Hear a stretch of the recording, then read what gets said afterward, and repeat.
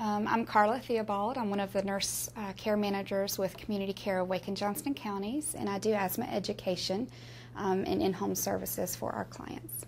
Community Care of Wake and Johnston counties is one of many networks all over the state. We serve the Medicaid population.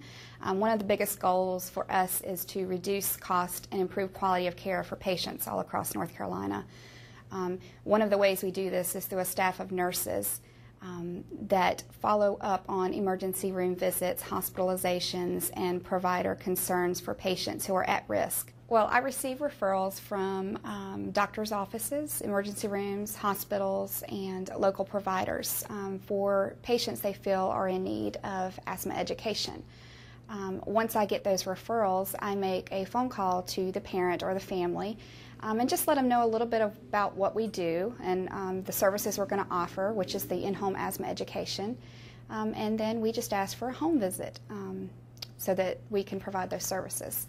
Once we're in the home, I'm really focusing on medication compliance, knowledge on the devices and medications and treatments, and also just general trigger compliance that's in the home.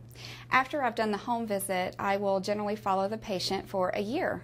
There's going to be subsequent home visits just to see if the education that was provided has been integrated into the home. And then there's going to be multiple monthly phone calls. I'm also going to be in touch with the patient's doctor and pharmacy and just make sure they understand that I'm in the home and I'm helping out with their asthma control. The real goal is for the patient and the family to be able to manage the asthma on their own. We're going to really work with the family, the patient, and the school system to make sure that there's an adequate emergency asthma plan in place. Many times this is where confusion lies between the home and the school, and we're going to really make sure there's a strong connection that the school and the family and the doctor are all working together as one.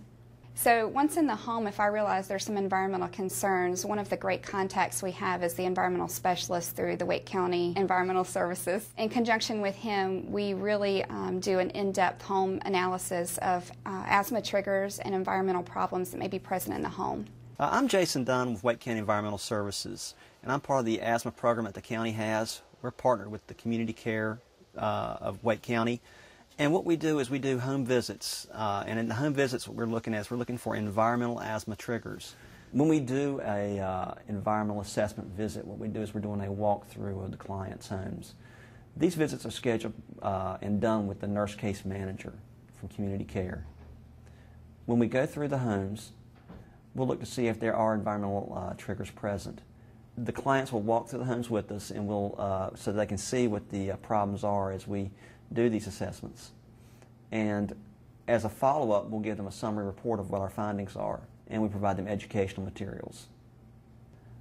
We also look at if the clients smoke, and we try to provide them education. If the clients do smoke, for example, if it's a parent of a child or a family member or friend, we try to educate them on not smoking around the client if they have asthma, especially not smoking inside the home, not smoking in vehicles used by the client, and also even changing clothes if they smoke and come back into an area where the client is. We also look for issues like mold and humidity in the home and try to work with the clients on issues such as that.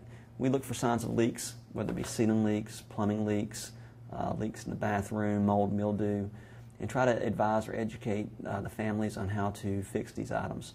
We also look to see if on issues such as pets. Unfortunately, a lot of times asthma patients have an allergy to warm-blooded furry animals. Their fur, their dander, their saliva can be an asthma trigger. And so we try to work with them on those issues if they have pets in the home, where they can try to limit their exposure to the pets. Usually we recommend that pets be outside, or at a minimum not in the bedrooms of the clients that have asthma. We also work to educate families of clients about the use of chemical products, strong chemical items such as bleach or aerosol cans can have strong fumes, and the aerosol particles themselves can be asthma triggers. So we try to educate them on wisely using these products, not using them when the person who has asthma is around, and also educating them about alternative ways to clean the home if they're interested. But we also look at pest issues, and for a person that has asthma, one of the major pest problems or major asthma triggers are cockroaches. So we try to work with families to make sure they don't have a pest problem, If they do, we try to give them education on how to limit the size of the pest infestation or to prevent the pest infestation. All right, and even working with them if they rent or don't own the property and contacting landlords or even other agencies that can help them take care of the pest problems. We also try to educate our clients about outdoor air quality issues, and we provide them an air quality guide that they can use as a reference when watching weather forecasts on local television stations. This would let them know that they need to be aware of issues like, for example, high levels of pollen or high levels of air pollution or ozone. And with this color guide that we give them when they watch the forecast, they'll know that certain days the conditions outside are not as good and they need to be inside more. When we look for items like dust mites, what we're looking at is things that can cause dust to build up in the home. Dust mites are microscopic creatures that live in dust particles, and they basically feed on dead skin. They're everywhere, all over the planet. But for a person that has asthma, it could be a really serious allergy or trigger that could cause them to have an asthma attack. So we try to figure out ways to prevent a person's exposure to dust mites. For example, making sure that doors and windows on homes that have air conditioning are kept closed at all times, washing bed linens regularly in hot water and hot drying, using special allergen-resistant mattress covers and pillowcases, and limiting the amount of items like plush toys that may be in a child's room. We also, since a lot of times we have to recommend that the clients keep their windows and doors closed as much as possible because of air quality issues outside, we have to educate them also on making sure that the ventilation system inside is working okay. And that's an important part of that is changing out the air conditioning vent filters regularly. We usually recommend that they change these vent filters regularly, about every 3 months. If you're interested in the program, we work with Medicaid patients, and your provider could contact Community Care of Wake County. Their nurse case managers could set up an appointment for one of these assessment visits.